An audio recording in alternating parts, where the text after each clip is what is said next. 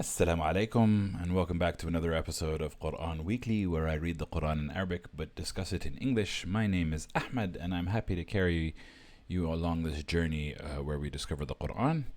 In fact, I am discovering the Quran with you, so that brings us to the purpose of this channel. The purpose of this channel is an educational one.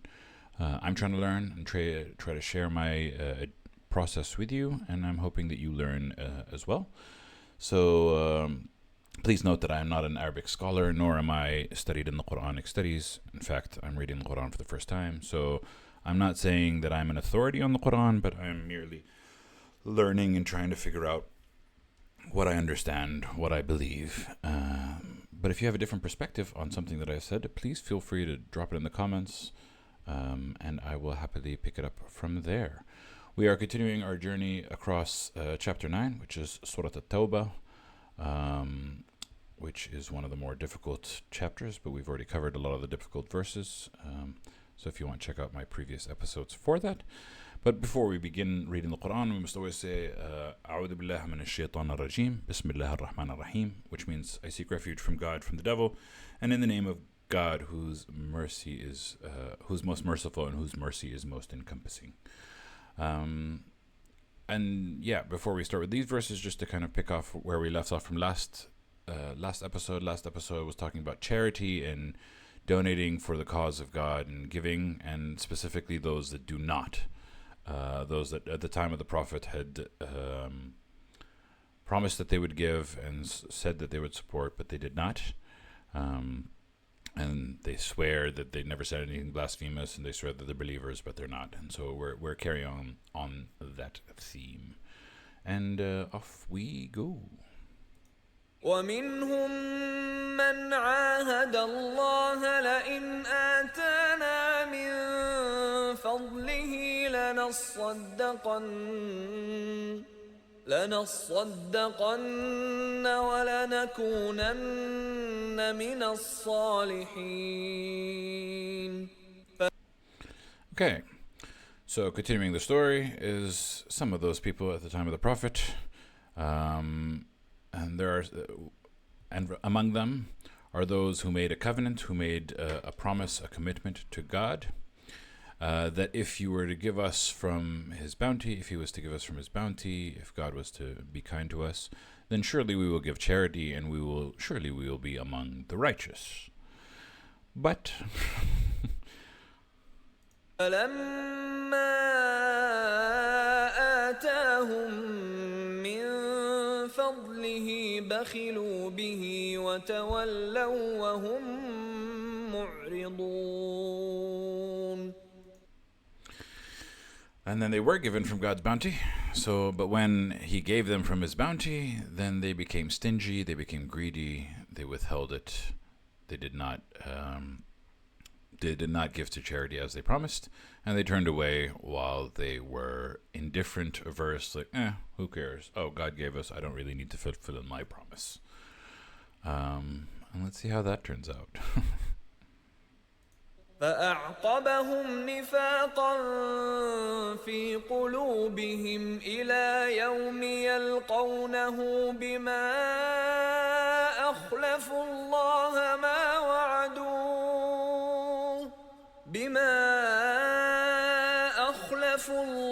ما وعدوه وبما كانوا يكذبون.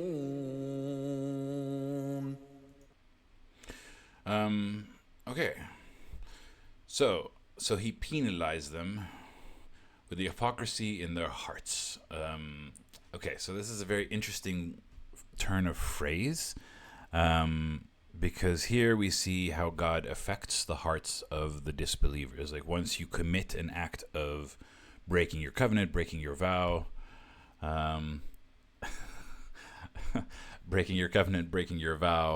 then God infects your heart, and here it says فَعْقَبَهُمْ نِفَاقًا فِي قُلُوبِهِمْ, with hypocrisy in their hearts. He caused hypocrisy to plague their hearts. And this kind of is a running theme that we're going to see throughout these next verses, is that it seems to be that God is saying that these people, the hypocrites, the ones that say that they're going to support, and the ones that make a promise but then don't fulfill it, they're doomed, and we'll see what the command is for that.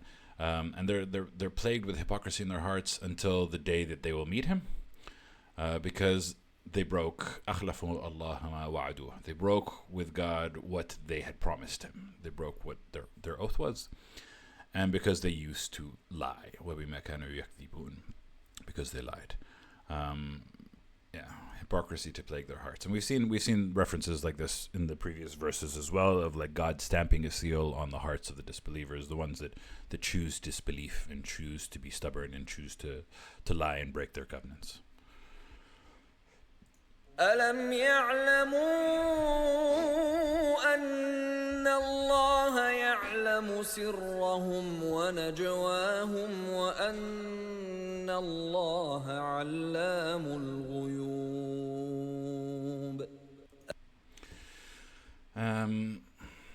Do they not know that God knows their secrets and their secret conversations, their secret talks, their thoughts, their secret conversations, and indeed that God is all-knowing of the unseen? Again, qualities of what God knows. God knows what's in your heart. God knows what you believe and what you intend. الذين يلمزون المطوعين من المؤمنين في الصدقات والذين لا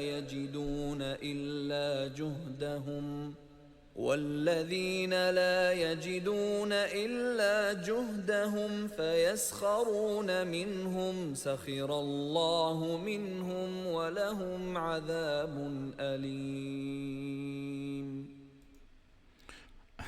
I like this turn of phrase because it let me get to it and then I'll explain. Those who criticize the ones who give willingly. So not only are they not giving, but anyone that does give in the way of God, they criticize them. They say, oh, they're being idiots. From the believers, why are they giving? Or they're being stupid. Who are giving their charities? The good believers who are believing their charities. And they also criticize those who do not find except their effort. So like, they give whatever they can do. They give whatever effort they can. They're like, you know what, let me just try this small thing. And they're like, oh, like, why are you doing this small thing? This small thing doesn't matter. Like, how ridiculous are you? So it's kind of fine. And then here's where the turn of phrase I find interesting. So they ridicule them. They ridicule those who give. And then the reverse of that is God will ridicule them. سَخِرَ اللَّهُ مِنْهُمْ. God will throw their mockery back at them. Which is very interesting. وَلَهُمْ عَذَابٌ أَلِيمٌ. And for them is a punishment that is painful, a torment that is painful. It's interesting to kind of think of God as ridiculing people back. Because it sounds kind of petty, but it's more like ironic justice in a weird way. And I don't know what it means specifically. What does it mean that God سَخِرَ اللَّهَ مِنْهُمْ?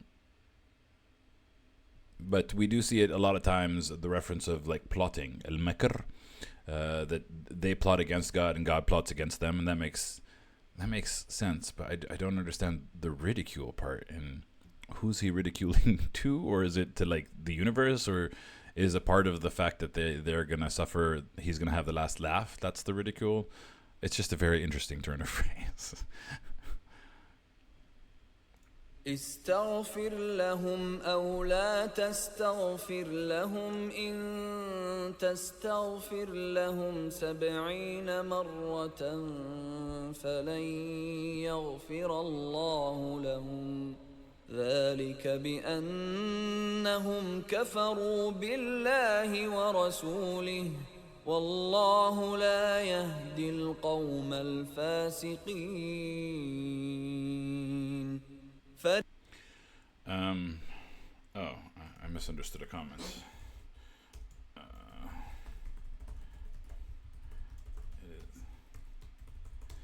Sorry.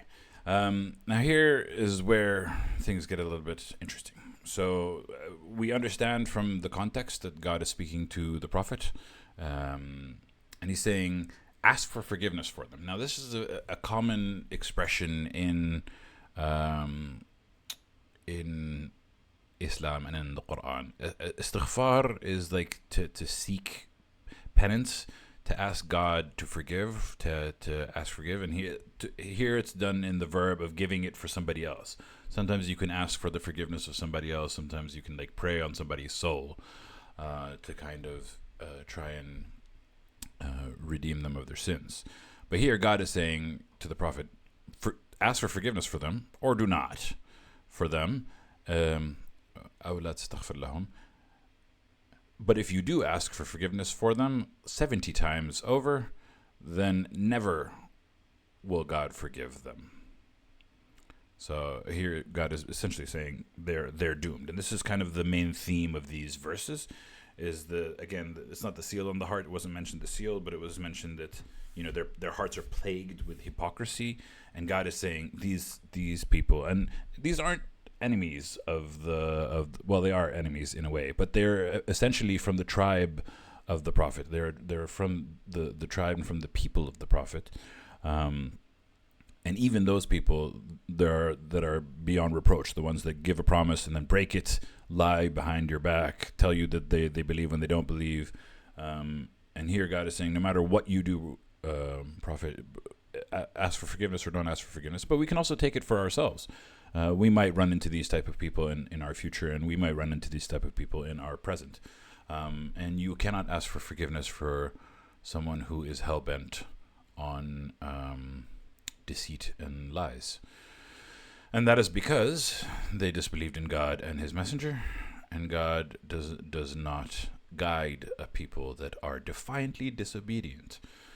Again, the big theme that we see through many of the verses is the more you seek goodness and righteousness, the more you will head towards the light and be a part of the good, and the more you seek disbelief and straying from the path, the more that you won't be guided.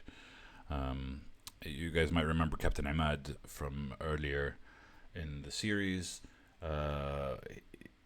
We always used to argue about God does not guide the people that are defiantly disobedient, and I always say, but it's God that's doing the guiding or not the guiding. And Captain Ahmad is insisting that the people are the ones that beget guidance or not guidance based off of the choices and the belief and the decisions that they make. They get guidance if they want it, and they don't get guidance if they don't want it. And here we kind of also see an example of that God does not guide the people that are defiantly disobedient. So your actions, your beliefs didn't separate you from God's guidance, because God could guide all, but he does not, and we will understand this at a later date. فرح المخلفون بمقعدهم خلاف رسول الله وكرهوا أن يجاهدوا بأموالهم وأنفسهم في سبيل الله وقالوا لا تنفروا في الحر قل نار جهنم أشد حرا لو كانوا يفقهون. Very interesting comment on this. It's not really religious, but still worth saying. But the ones who remained behind rejoiced in their staying. They're like, yay, we didn't have to fight, we didn't have to invest, we did the thing, we got away from the ridiculous claims that the Prophet was asking us to strive for religion and, spread the word. They were very happy because they left behind the messenger and God, and they disliked. Karihu is not disliked, it's hated. Hated that they strive with their wealth and with their lives in the way of God. They absolutely hate the idea of fighting for that which they don't believe in, which I kind of understand, but it also describes them. And what did they say? They said, do not go forth in heat, because obviously we know this is the desert, this is the Middle East, this is also 1,500 years ago, before we had ACs, before we had air conditions. So the heat is a challenge, and it really was striving for spreading the religion. But the response to that should be, say, the fire that is of hell is more intense in heat. If only they understood, if they could only comprehend. Now, I once heard a comedian who was like, of course, all the religions originated from the Middle East, so like naturally their hell was burning hot fire because they had so much around them that that showed them this was like earthly heat, and what's worse, even like unimaginable heat. Like you're so used to the desert sun that you're like, oh, what's the worst thing that a person could imagine? More heat and more fire and heat, which I find it quite interesting, and I find it quite funny, to be honest. But yes, what's it saying here? Yeah, the hypocrites, they rejoiced in being defiant. They don't want to strive their wealth. They said to each other, don't march forth in heat, but they should know that the heat that they face on earth is nothing compared to the afterlife. فليضحكوا قليلا وليبكوا كثيرا جزاء بما كانوا يكسبون.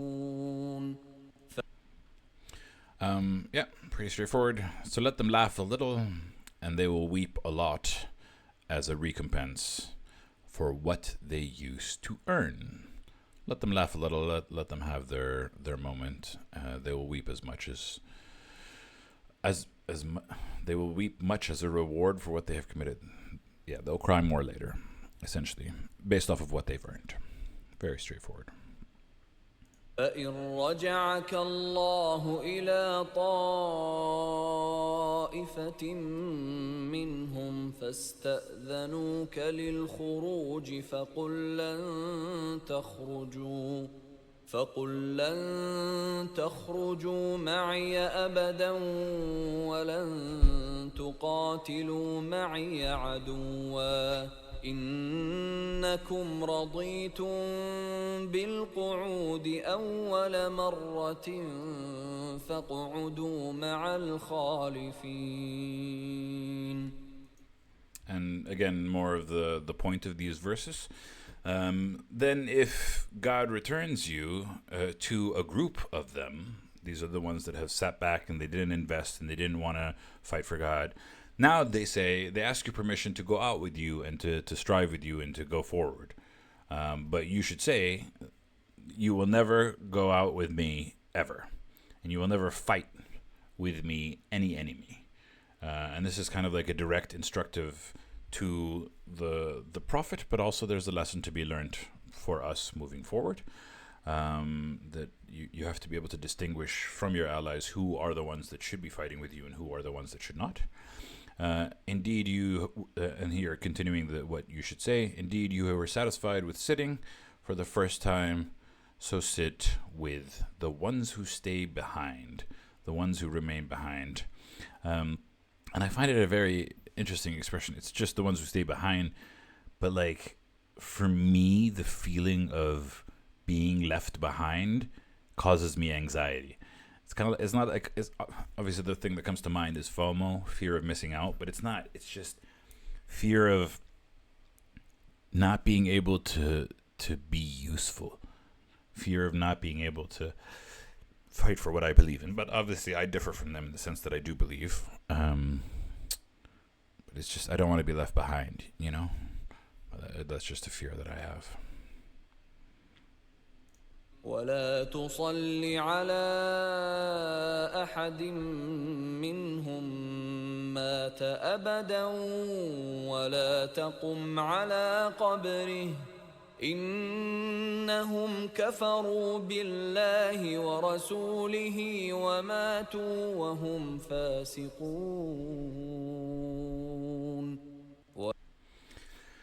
Again, what should you do with them? Do not pray for any of them who dies ever. Do not ever offer funeral prayers for any of the dead. Don't pray for their dead. And do not stand by their grave. Do not stand by their grave at burial. So yeah, you're really washing your hands of them in this life completely, even after they die. And like being instructed, if God's instructing the Prophet to not pray over you, like you done effed up.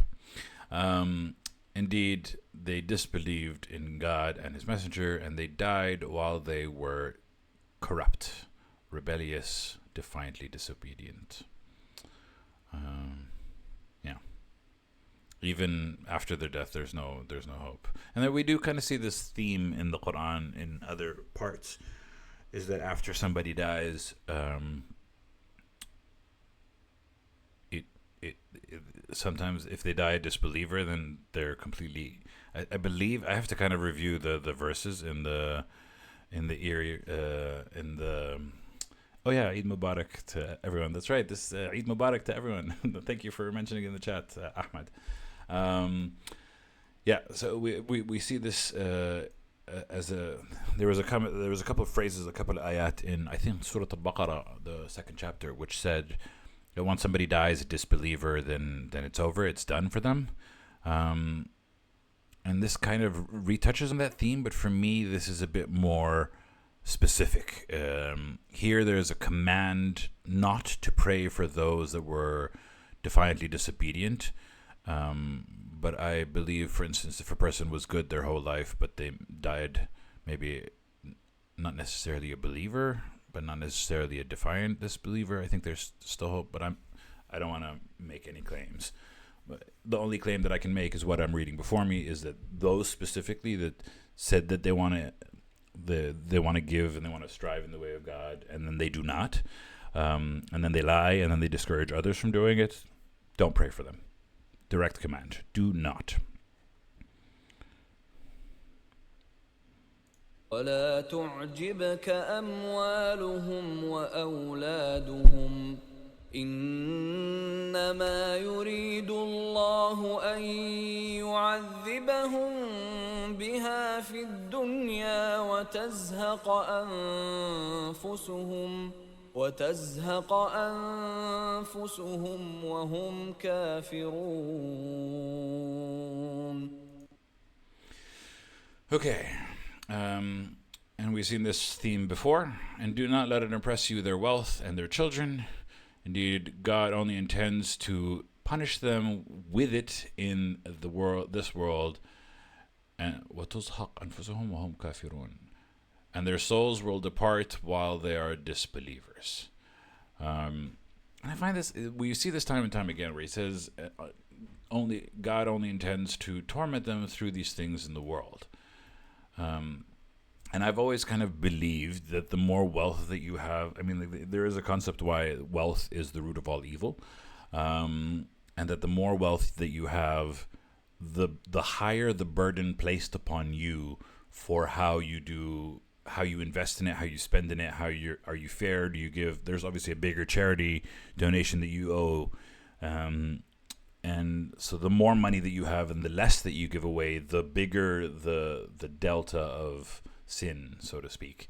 But I find it interesting that it's also their children that is considered to torment them through this world. And I don't fully understand that, but I can kind of imagine it. Kids are also, and this is all signs of wealth and signs of progeny and signs of like excelling in life. So, yeah, very interesting. Yeah, but generally, this is also a lesson for all of us. Don't let the wealth and the children of those that are corrupt and evil and defiant and disobedient, don't let them impress you, because God is using them to torment the people that you are admiring, so to speak, or impressed by. وَإِذَا أُنزِلَتْ سُورَةٌ أَنْ آمِنُوا بِاللَّهِ وَجَاهِدُوا مَعَ رَسُولِهِ اسْتَأْذَنَكَ أُولُو الطَّوْلِ مِنْهُمْ وَقَالُوا ذَرْنَا نَكُنْ مَعَ الْقَاعِدِينَ.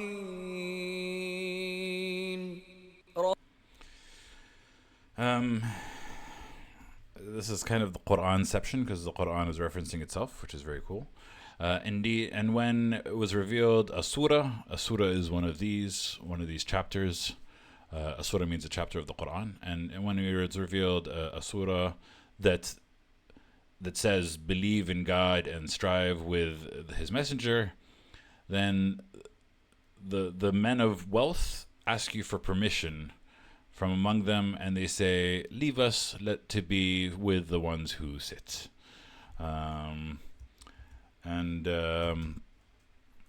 So again, this is referencing a bit more and talking about how the people of wealth, and in the previous verse it said the more wealth that you have, the more that you're tested, the more that you're challenged with. And those with wealth, they kind of want to sit back and they do not want to invest and strive in the way of God. رضوا بأن يكونوا مع الخوالف وطبع على قلوبهم فهم لا يفقهون. Yeah, so here we come back to the main theme, and this time it does use the expression that I was using before that was found in other verses. They were satisfied to be from the ones who were left behind, and again, that gives me anxiety. And طُبِعَ عَلَى قُلُوبِهِمْ, it was stamped upon their hearts, it was sealed upon their hearts. So they do not understand. And that's the main theme, that even from among the people that claim to be your people and the people that claim to be your allies, some of them, their hearts are sealed. They cannot see it. They cannot. All they want is just to have an easy life, a peaceful life. They don't want what's good. They don't want what's right. They just want peace, which sounds almost like very human. Like I just want a peaceful life. But then again, it ties us back to why are we all here? Why are we all living? And this goes against the belief so the concept is, do you want to have a good worldly life, or do you want to strive for God and strive for the afterlife and be a part of the evolution of humanity, so to speak, or do you just want to have an easy time? And it's saying some of them have their hearts sealed and they have no hope. لكن الرسول والذين آمنوا معه جاهدوا بأموالهم وأنفسهم وأولئك لهم الخيرات وأولئك هم المفلحون. So we've been talking about a lot about those who didn't believe, those who denied, those who said they would but they didn't, and they want to stay back and they don't want to invest, on the opposite side. But the messenger and those who believed with him, they strove with their wealth and their lives. Those are for those people are the good things, al-khairat, the best in life, the best things in life, and those are the ones who will be successful. It says who will be successful. For me, I understand that those are the successful ones. And I think that for me is more accurate. It's not that you will be rewarded. It's that by investing in doing the right thing and putting your heart on the line and trying to be a good person, by making the right choice, it's not that you will be rewarded. You're not going to be successful because the good choice will yield a good result, but the good choice is the good result, because the theory is that everything in life is a test, and everything that you're doing. So by making the good choice, you have already done what you needed to do in this life to be successful. Like, you've already passed the test. You'll find the results later down the line. You'll get the rewards later down the line. But by putting the answer in, you were successful. So I don't like the future tense of this. They are the successful ones. I think that makes more sense. أعد الله لهم جنات تجري من تحتها الأنهار خالدين فيها ذلك الفوز العظيم. we've heard this phrase many times, and I will still comment on it. But for those that do good and are successful, God has prepared for them gardens of Eden that flow from underneath it the rivers, that they will abide in it forever. That is the successful, the triumph is more correct. That is the ultimate triumph, the great. And I kind of like, this is the most common descriptor of heaven. Gardens that flow from underneath it rivers, and they're abiding in it forever.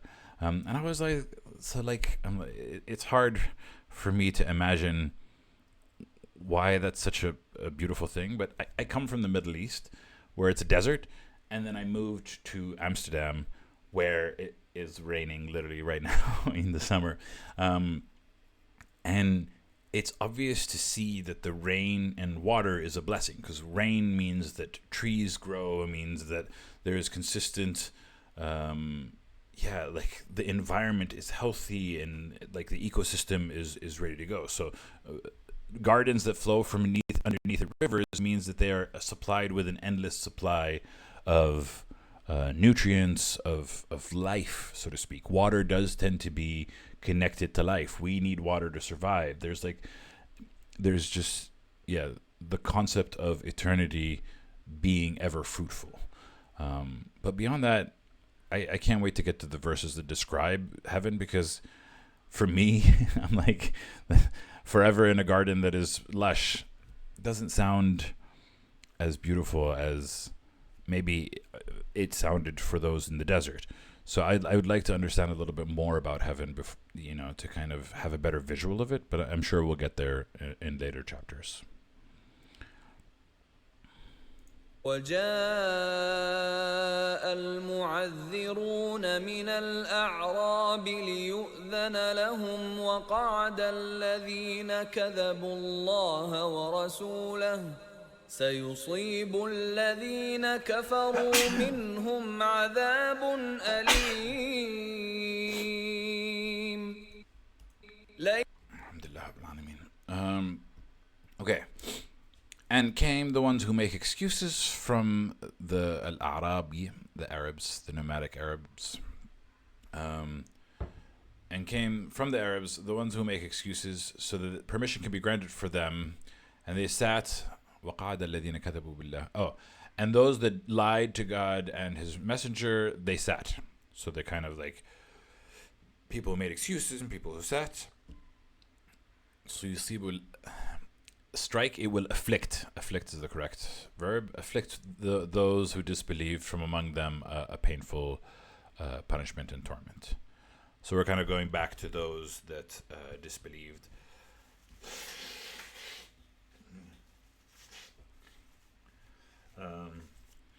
And again, it ties into the main theme of these chapters.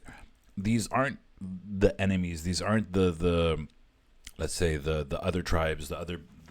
This is the tribes of the Prophet, of the people amongst which the faith was brought to. So this is, all of these verses are talking about those that are your allies more than it is talking about those that are the enemies, or who claim to be your allies, who share your blood, who share your tribe.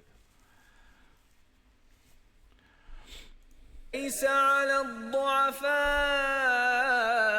ولا على المرضى ولا على الذين لا يجدون ما ينفقون حرج إذا نصحوا لله ورسوله ما على المحسنين من سبيل